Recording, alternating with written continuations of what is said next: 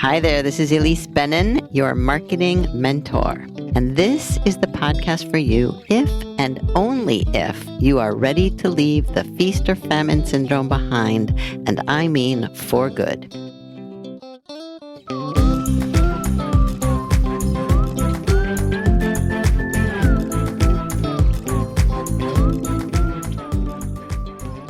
I've been making some big changes to my business lately, engineering its evolution, as I explained in episode number 463 at the beginning of 2023. And one of those changes is freeing my time by finally delegating a lot of the things that don't need to be done by me. That's why I was thrilled to be introduced to Jenny Blake by our mutual friend, the awesome Terry Trespicio, one of my favorite podcast guests. Jenny is the author of the award-winning Pivot, The Only Move That Matters Is Your Next One. But I'm especially loving her latest book, which is aptly called Free Time, Lose the Busyness, Love Your Business. Because, as you've heard me say, marketing works when you do it. And that usually means you begin to have the best possible problem, too much work and not enough time. If that's you, you'll love this one. So listen and learn.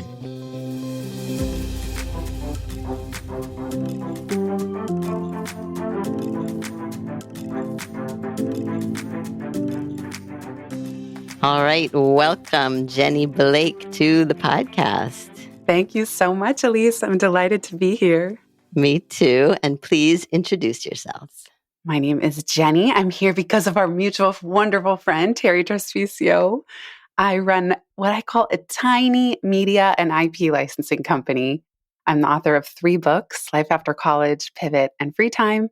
And I have 2 podcasts, which is my labor of love, the thing I love the most. One's called Pivot with Jenny Blake, and the other one is called Free Time. So those are my 2 main business skis that I base all the content and offerings around. Nice. And it sounds like you're a bit of a content machine like me.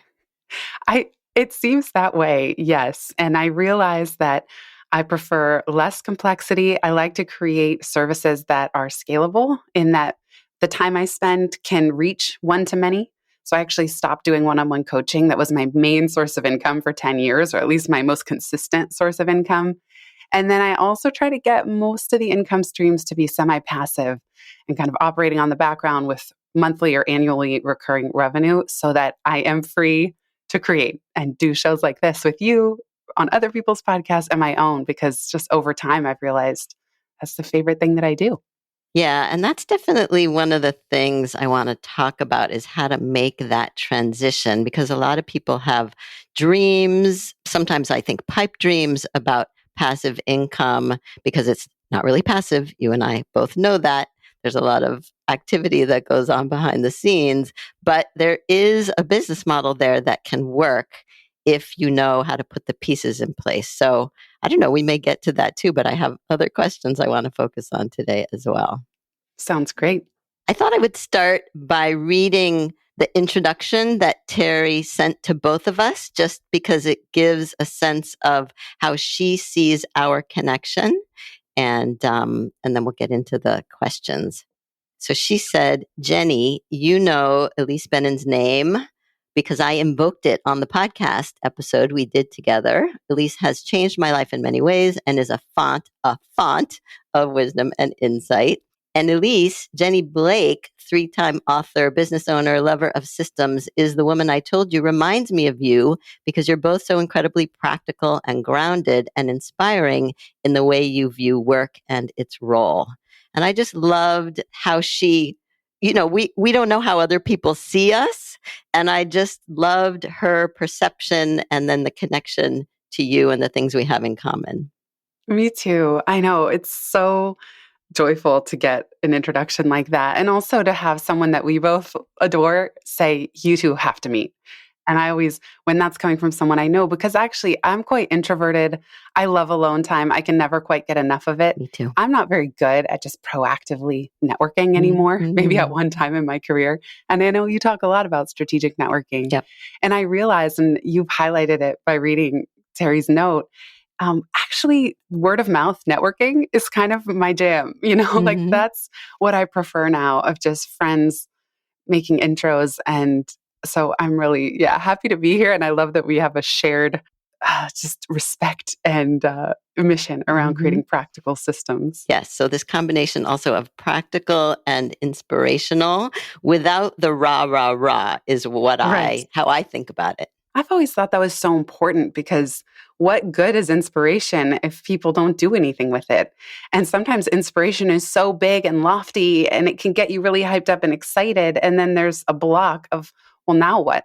So I love the fact that you, even at the end of every episode, offer like, what's one baby step? Mm-hmm. And I always joke the personal development adage, like, go big or go home, doesn't always work. Sometimes you have to go tiny as you can, Exactly. and then build momentum from there. Exactly. And actually, we're not even getting to my questions yet, but the word momentum is one of my magic words this year. And so I want to run by you the way I've been thinking about it and see what you think. Sure. Because I do think that building momentum is essential, and losing momentum is very dangerous and difficult, so difficult to get back. And so I've come up with a bit of a formula about momentum. And there are two pieces to the formula. One is showing up plus time equals momentum. And the idea that if you show up consistently over time, that's how you build momentum. There's nothing fabricated about it. It's just those two things. All you have to do every day, show up, do a little something. That's how you build momentum. What do you think of that? I love it. I love it. I often say the long arc of creativity, or 1,000 tiny iterations over time, that what you see in my business or yours, I've been building an online platform for 18 years Mm, now, since 2005. hmm And I know you've been at it even longer. And 35 so, years, actually. yeah, 35 years. And so often what people see when they might look at it now today, it's the result of Right. thousands of tiny iterations and improvements over time. And I can speak to what you shared about momentum. It is dangerous to lose it because inertia sets in. For me, I like to keep daily streaks, even if it's health and fitness related. hmm But when I stop something, I'm currently in the downswing of momentum / sliding into inertia with my newsletter. You've been so consistent with yours. I admire that so much. And mine, I lost the thread of it. Like, for some reason, I needed a break.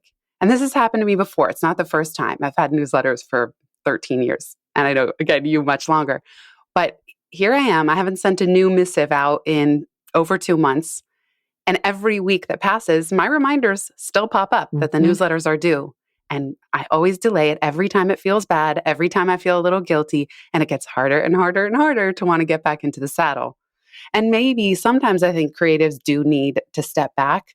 My problem is sometimes I don't do that strategically. I don't say, I'm going on a sabbatical now, or I'm taking a break from my newsletters. I'll see you all in 3 months. hmm Instead, I just ghost my community, which is not a good thing, and take the time. And I don't know how much time. So it's just that much harder to get back in the writing and sending mode. It's true. It's true.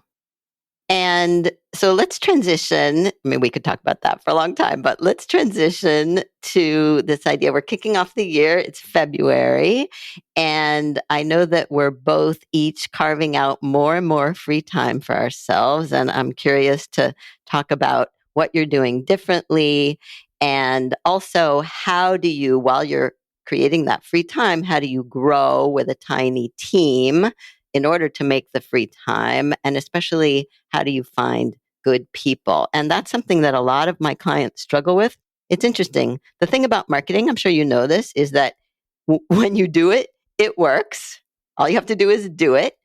And when it works, then you start to get really busy, and then you lose a lot of your free time, maybe all of your free time. And then, obviously that's a good problem to have, the best problem to have.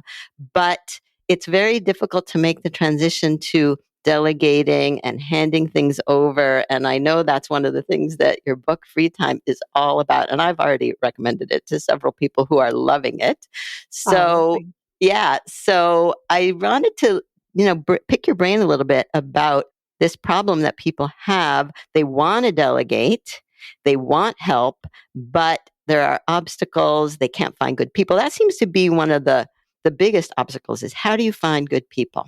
Yeah, well, you sent this question to me in advance. And the thing that first came to mind that I haven't ever articulated quite in this way is that every time I have found a great person, especially a support person within my business, and in my business, nobody works full time, including me. So I do not want full time employees. I don't want to be full time. And the way I've always found them is through friends. So we talked about word of mouth networking. We've talked about word of mouth marketing a little bit, and we could talk about that all day too. But also word of mouth hiring, because the times that I've just signed up for a service and have been assigned somebody to my business have actually ended up most often in semi disaster, just because they're not as vetted as they would otherwise be. So let's say with a virtual assistant or an executive assistant, if you get assigned somebody, there's just no saying it's a match. It's like online dating, or just dating in general. And the times where I've asked friends where I say, I'm looking for support. Do any of you have a VA or an EA with extra capacity who's looking to take on another client? And every single time that someone has told me, a team member, they're happy to give their person more work or more clients if they have the capacity. And then they rave about them. And so the person I'm working with now, my friend Dave worked with her for 7 years before she took maternity leave. And as she was coming back online a few years later, she emailed him. He already had somebody new. He emailed his network, which I was lucky to be on that thread, and said, is anybody looking for an EA? And this was like the answer to my prayers, because I had been so frustrated throughout the year with false starts of bringing people on who just weren't a fit, or even in my case, bringing too many people on. There is a Goldilocks of team size for each business owner. And for me, I like something delightfully tiny. If there's no team, you're the bottleneck. But for me, when the team is too big, it grates against my personality. It's too much management, too many calls, too many meetings. I don't like it. So I do like hiring outside specialists, like a podcast production team, where there's a manager managing them, but they're not directly reporting to me. And so what's the ideal size of your tiny team? Right now, it's the smallest it's ever been, but maybe creatively so. So for example, I work with Bench for my bookkeeping. So that's outsourced. They have their own systems. I work with One Stone Creative for podcast production. So it might be the case that 4 or 5 people touch every episode, but I'm not owning the life of an episode the way I used to when I would delegate to my own kind of hodgepodge of contractors along the way. Someone for audio editing, someone for show notes, someone for messaging guests. And then the main person who kind of works with me most closely is the executive assistant that I mentioned. And right now, that's it.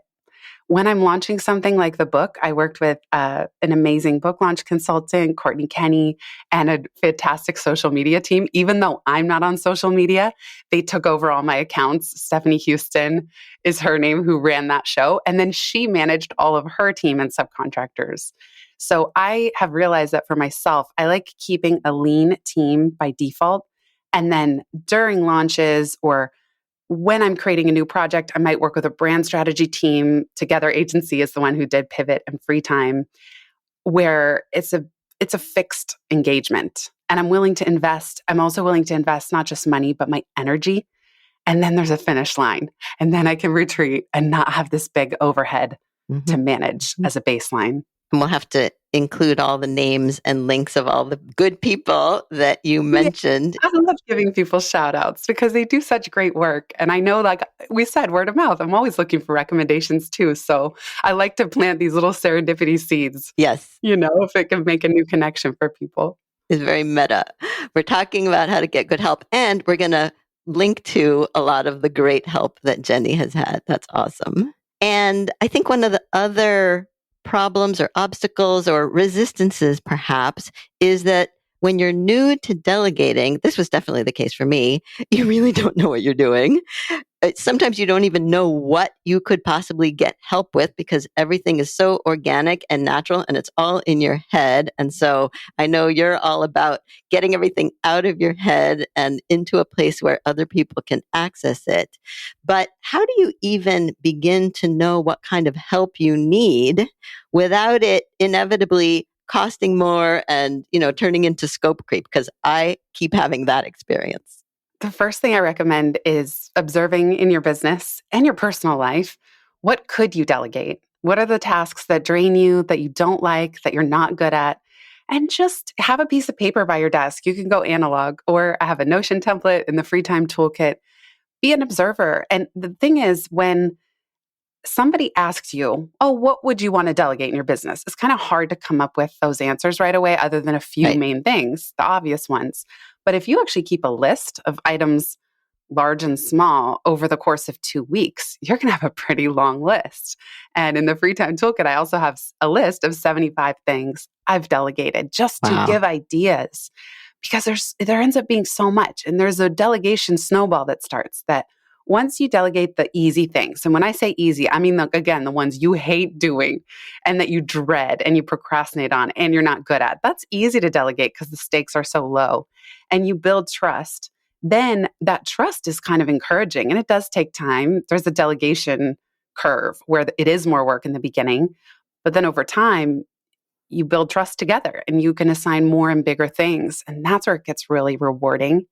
And the other thing I would say is, when you bring someone on, it does not matter if it's for a 3-month engagement or hopefully they're working with you for 3 years. The first thing I say to them as they're onboarding is, help us onboard the next you. So whatever you find confusing, whatever you need to ask me about, please take notes and help improve our onboarding experience for the next person. And So basically, you don't have to do all the onboarding right. yourself. And I also don't see what Right. I don't see, we're so close to it. The other thing I say is that I want you to imagine, so to the new team member, I'll say, I want you to imagine that in 3 months, we are going to entirely hand off this role to somebody else. And so as we work together, I want you to document everything, create the guide, the go-to guide for doing this work. That like if somebody new came in, we could hand it off and they wouldn't have to ask us a single question. And so one of the work products of our first, it doesn't have to be first 3 months, it could be first 6 months, but it's very clear and explicit that a deliverable that you're going to help with is to ensure that someone could step in and do this role. Because I've had friends who've invested quite a lot of money hiring, let's say, a salesperson. And the salesperson works for 3 months, 6 months. They don't generate any sales.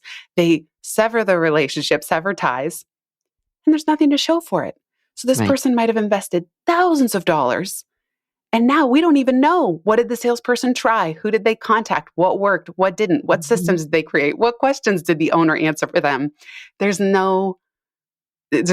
And that's what really hurts, because you've invested the money. There's nothing to show for it. And now you're going to start from scratch with the next person, which can be very discouraging. I love this idea, again, very meta, of delegating the delegating process to the Yes. person who's doing it. And the other thing, I really wanted to come back to this. You mentioned that sometimes when our marketing is working, it's almost intimidating and we may subconsciously block ourselves Mhm. from success. Yeah. There's a chapter in Free Time where I say, are you ready for your big break, or would your business break? And so I wanted to share something on this front too. The better you get at marketing, and like you said, the more success you experience, that actually creates a lot of growing pains too, because it's easy to become the bottleneck. So one of the biggest and best things I did in my business was bringing on a team of pivot coaches. They're subcontractors, they're not full-time. I did a rigorous training for the first batch, but when I brought on the second batch, I barely trained them at all, because I looked for coaches who had at least 10 to 15 years of very solid corporate experience. They were 10 to 15 years into their coaching business. They were people who were looking for new clients. Like, they didn't need training. There was really no risk in bringing them on. And what that meant is that when I'm out there doing keynote speeches, doing the podcasts, generating interest, I'm not the bottleneck when the demand comes in. And then the demand doesn't need to just bounce off of my business. So that's an example of a scalable service that I, as the owner, am no longer delivering. It would allow me to take on just a few of my favorite type of clients or VIP clients. But most importantly, we charge clients on a monthly recurring basis. So there's that predictable revenue. And the coaches take 60% of the engagement, and I keep 40% for operations and marketing. And so that's one example. It is semi-passive. It's not that much work to manage something like that, but it creates some ease and flow so that inbound interest, again, doesn't only rely on my time and energy to fulfill it. And it sounds like I hear two things. Hopefully, I can hold them simultaneously in my head. One is the second batch of coaches, you did something different, which was you looked to a different type of person to be a coach as opposed to someone you would have to train. And there's also, always a debate about should you hire someone with a lot of experience who's going to cost more or someone more junior who, is probably more in your budget, but you're going to have to spend more time training them. Yes, I know people who have extended network of coaches that they pay $25 an hour. Mine end up, I think, taking home close to $300 an hour for the engagements they do with my business. Wow. And I like that because I don't see, again, this goes to my personality quirk of really not enjoying to manage people too closely at all. And the first group was very skilled. So don't get me wrong, they were really skilled. I think I was more precious about my method. I did 6 months because Pivot was brand new. The book hadn't even launched yet. So we did a 6-month series of trainings and triad coaching and partner coaching and observation. And it was just really in-depth. Wow. And then by the time the second cohort of coaches came on, probably 5 years after Pivot launched, I just wasn't so precious about it anymore. I basically said, read the book. If it resonates, consider this tools in your coaching tool belt. You definitely don't have to coach your clients only according to the Pivot method. It's a tool in your tool belt. And I'm going to be here to help generate business for you. And I always tell the coaches too, if a client isn't joyful, don't take them on. Like, do not take anyone on my account. I want everybody involved to feel that it's joyful. And so I like paying really abundantly. I ask contractors, no matter what service I'm hiring, even if it's a videographer, I like to ask what rate is joyful for you. And even sometimes now I actually will try to subcontract keynote speeches. So if somebody wants a Pivot keynote and they can't afford my fee, I learned from a mentor to basically make my fee double what the subcontractors are so that it's harder to hire me in a way. And so I'll ask the subcontractors, people who are trained facilitators and who could deliver Pivot, what rate is joyful for you, especially if travel is involved? And that helps me know I want to pay them what's joyful so that they're like jumping out of the house to go do the gig. And if I can, ideally, then I can price it in a way that there's enough margin for my business too. Maybe 50-50, the facilitator takes 50 and I take 50%. But I just love paying what's abundant and joyful. Sometimes people tell me their rate, I pay them more. Yeah. So that's a value I have in my business. Exactly. And that makes you an excellent client, obviously.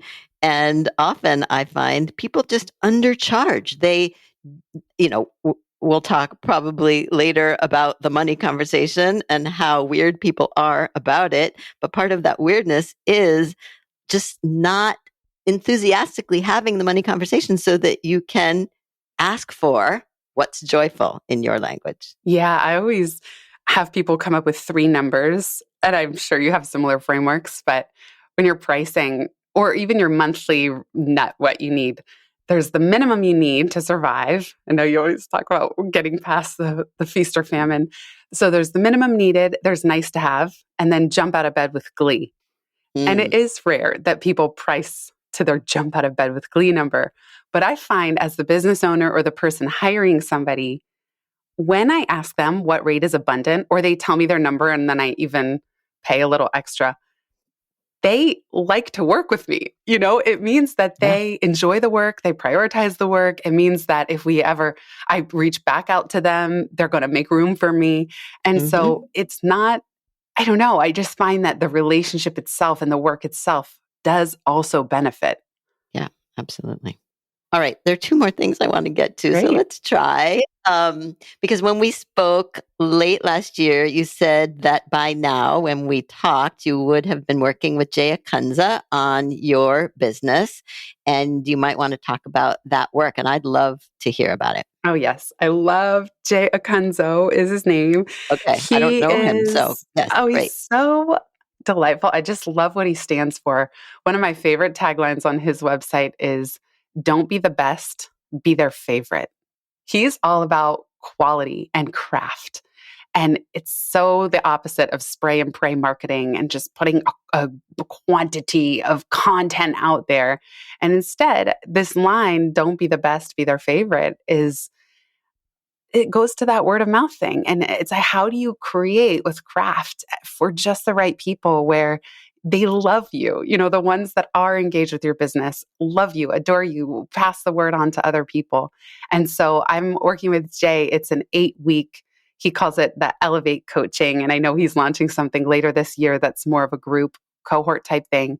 But it's just been fantastic because I realized, sometimes I get so into the day to day of producing, in my case, my 2 podcasts is the main content, that I wanted to reconnect with the core. I had done a lot of that when I did the initial brand strategy work, but we all hit walls and plateaus where maybe we feel stuck or uninspired, or in my case, after creating 500 episodes across both shows, I just sometimes wonder, well, what now? What's next? And so Jay has been great for just helping get really clear. And I'll give you one concrete example. For free time, I was always saying, free your mind, time, and team to do more of your best work. And Jay said, pick one. He's like, free your mind, time, and team. That's a lot. That's a lot for a listener to process. Pick one. What is it really? And so that shifted to now I say, set your time free through smarter systems. Because I realized, as he helped me realize, it's not free your mind, time, and team all at the same time. If you can set your time free, all the rest cascades after that. And I don't like to think about time management. I know you did an episode on Oliver Burkeman's great book, 4,000 Weeks. He and I share the philosophy. It's like, let's not squeeze more and be more efficient and like manage and micromanage our time. What does it look like to create systems that set that time free? Even like the coaching example that I mentioned. I love that. And I also love your use of the word craft, because this morning when I was doing my yoga class during my free time, I was thinking about how my teacher so beautifully crafts the class. And unless you pay attention to it, you don't realize how intentional and precise and elegant and beautiful something well crafted is, but you can feel it. Yes. And so I just made that connection in my mind. Ooh, I love that. And that's so true. Because even if it almost like the more well crafted, the more present you are as the practitioner in that class. And it feels so elegant and graceful and creative. That's so true. I bet she'd love to hear that if you haven't told her. Good idea. I should tell her. And that also connects back to the idea of momentum, I think, because to craft, I'm channeling, a listener saying, yeah, but how long does it take to craft? Like, I got to do it quickly. And I think crafting something, right, is a function of time and experience and even longevity. I agree. And the thing that I have been thinking about recently is craft is also getting rid of the clutter, whether that's time clutter, time confetti, just all kinds of extraneous meetings and things on your calendar, but also the clutter of in my own mind. And part of this long arc of creativity of having done this for so long, I'm always trying to, I really do picture myself like the angel in the marble stone. We always do, it's a common metaphor of Michelangelo carving away to see the angel inside. And for me, content creation is like that. I need to keep removing the clutter and the stuff that isn't me so I can keep honing in on my highest and best expression, whether it's using my voice. I joke I have a personality for podcasting because I hate doing video. So using my voice instead of writing, or within using my voice, what does that look like? What's unique to me? And that's something where Jay has been so helpful. And I'll share a line that we talked about, which is one of the best compliments is when a podcast guest says, oh, nobody's ever asked me that before. And so it's like, what's that reaction that you might get from other people? Or I've never read a business book like Free Time before, or what they'll say to you, Elise, that's the feeling we're going for, just like you described that yoga class. And also this idea of the podcast voice. And I also love audio only. And I'm sure someone has told you this before, but your voice is so podcast friendly and I can Oh, just thank, hear the oh, smiling that you're thank doing. you. It's so clear and vivid. Right back at you. And how could I not smile chatting with you? Oh, thank you for saying that. And truly right back at you. Isn't it amazing how there was a book, John Caputo, maybe? I forget. Oh gosh, we'll have to put it in the show notes. But he wrote a book, came out a couple years ago, and he says that our voice is our soul. Like Mm. each voice has a unique fingerprint or blueprint that is unique, that is so expressive. And anybody listening to this, there's some podcasters where you just can't stand their voice, Yes, yes. and it's not, their voice isn't good or bad. It's just not the fit for you or what it conveys. Or I find sometimes podcasters who read off of a script, I don't resonate as much, doesn't Yeah. have that organic in the moment quality that I enjoy. It's not real. Exactly. Yeah. All right. I could go off on a tangent there, but let's come back because there's one other thing I wanted to make sure that we cover, which is a common book that we both love. And I was thrilled to read in free time that you love The Extended Mind by Annie Paul Murphy. Annie Murphy Paul. Yes. I've got it right here. Annie Murphy Paul.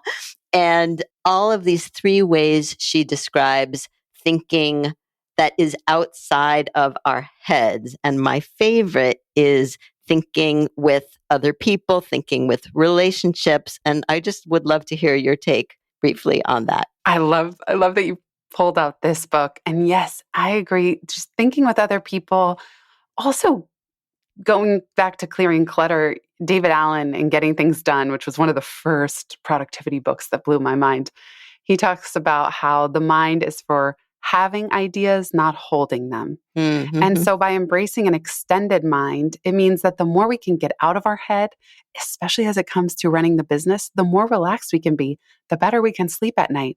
Because when the day-to-day or how to run your business is only in your head or your team members, that's kind of dangerous. And somewhere deep down, you know it, that if you get sick, it's all going to grind to a halt. Nobody can step in and help. Whereas the more organized it is, I organize everything in my business in Notion because it's searchable, customizable, and interlinkable. I know where to find whatever I need. And so do my team members. So it even reduces the number of questions that a team member asks me because they know where to go check first. And so that kind of, I don't like repeating myself. And if you embrace the idea of an extended mind, it will save you time into the future, even if it takes a little more time to set up early. And a podcast, the beautiful thing is that we are thinking together right now, right? And the idea that I just had was that as I continue to delegate the things in my business, and it's not like I was trying to do it this way, but I realized I don't have to, which is write down how I do it. No, how I do it isn't necessarily the best way. Whoever's going to help me, you write down what needs to be done. It doesn't have to be the way I did it. Yes. And please, I always reinforce, please feel free to make suggestions. Like, this is just a starting point. If you find a way that's better, faster, more efficient, sometimes new software comes out years later where the original way we were doing it is no longer necessary at all. Now it can be completely automated. Oh my God. Okay. We're going to have to do a whole second show. Exactly. We'll do a series. But I do like to end and ask the final question of, is there one, I'm sure there are several, but let's pick one baby step of all the things that we're talking about, maybe set your time free, that you would recommend people do if they like what they're hearing and want to take a step. My favorite baby step, and I hope it's baby enough, small enough, is intentional calendar design. So what I mean by that is set an hour aside, sit in front of your calendar, and maybe it's already booked wall to wall for the next 2 or 3 weeks. But once you start seeing a clearing, start aggressively blocking off your time. So for example, I have a recurring in the month of August, do not schedule block. So my Calendly tools, nothing will allow people to schedule. And it recurs annually. So every August, the calendar tool is blocked. Same with mid-December to mid-January, because the holidays are so chaotic. I don't want to meet with anyone during that time. I also realize that I'm tired. Once we get a national holiday, I'm so relieved that everyone else has the day off. I kind of want one more. So I've started blocking off a DNS the day after major holidays. And so have fun with this. be aggressive. You can always make exceptions, and you probably will for VIP clients or special situations. But start now and design your calendar and make it really spacious and abundant so that in the beginning, you kind of save yourself from yourself of scheduling willy-nilly Monday through Friday at any random time. And you're sort of condensing your meetings into a few days a week in the time zones that you have the most energy to meet with people, not at your creative best. Save that for yourself. And do any one of the things I suggested, even if it's just blocking off Fridays. Do not schedule.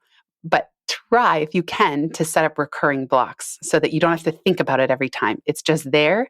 And instead of having to choose your free time, you have to choose to make an exception if someone's asking for it. And that is baby enough, but I would add a little embryonic piece there, which is, even if it's not block off Fridays, give yourself, this is what I've been doing, give myself 15 minutes before and after every appointment so that I'm not back to back rushing from one thing to the next. Oh, yes. That's just so important. I love it. Yes. And I want to wrap up by connecting this to another idea from the book How to Change by Katie Milkman. I don't know if you're familiar with that one, but she writes this whole thing about commitment devices, where you essentially outsource your commitment. You're talking about outsourcing it to your calendar. You've carved these blocks out, you've blocked them out, but then you say, I'm sorry, the calendar says I can't meet right now because it's already blocked off. So we're going to have to find another way. And so that's kind of like extended mind also, because you're just outsourcing a decision and then you have to abide by it. Okay, yes, it's so good. I'm trying not to run us too long, but I even found that I call it the Cyrano strategy, that having somebody respond to clients with pricing and things like that, just even if I call it Cyrano because I might be in the virtual bushes telling them exactly what to say, even writing the draft for them, but just creating that buffer of outsourcing the communication of something, it's so helpful. It's so helpful, especially to hold the line, whether on your time, your pricing, your boundaries. That is, I think, one of the most, beneficial ways to work with a VA is having them be a buffer. Again, to save you from yourself. Sometimes they've responded to clients with my highest fee, even though I didn't tell them yet. And I go, okay, cool. I wouldn't have even done that. Yes, because it's not about them. It's not personal. Right. And I often tell people, just tell them your marketing mentor won't let you do that. I love it. So good. And the book I was mentioning earlier is called This is the Voice, in case anyone wants to check it out, by John Colapinto. Excellent. All right. We're going to continue this conversation, yes, Jenny, obviously, but thank you so much for sharing your ideas and your free time. And I will speak to you again soon. Likewise. Thank you so much for having me, Elise. And big thanks to everybody who's here listening.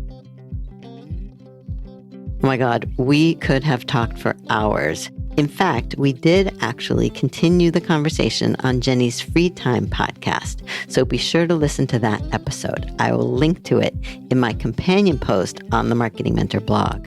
And the best place to find more from Jenny is at itsfreetime.com. As for a baby step, Jenny suggested what she calls intentional calendar design. Aggressively, and she used that word twice, blocking off time for yourself with DNS, do not schedule, whether it's Fridays or some other recurring block. I love that she emphasized being aggressively designing your calendar to make it spacious and abundant. That way, you save yourself from yourself, kind of like the commitment devices that Katie Milkman talks about in How to Change, another book I've been loving. So try it, even if you block off just 5 or 15-minute blocks between meetings at first. Then you can gradually expand them until you are luxuriating in free time, as much as you decide you need. This is your business, after all. So did you learn a little something? I hope so, because that's how this works, one baby step at a time. Before you know it, you'll not only eliminate feast or famine, you'll also have better clients with bigger budgets. So if you want to build a thriving business on your own terms, the first step is to make sure you've signed up for my quick tips at marketing-mentortips.com. Once you're on the site, you'll find lots more resources, including my simplest marketing plan. So enjoy, and I'll see you next time.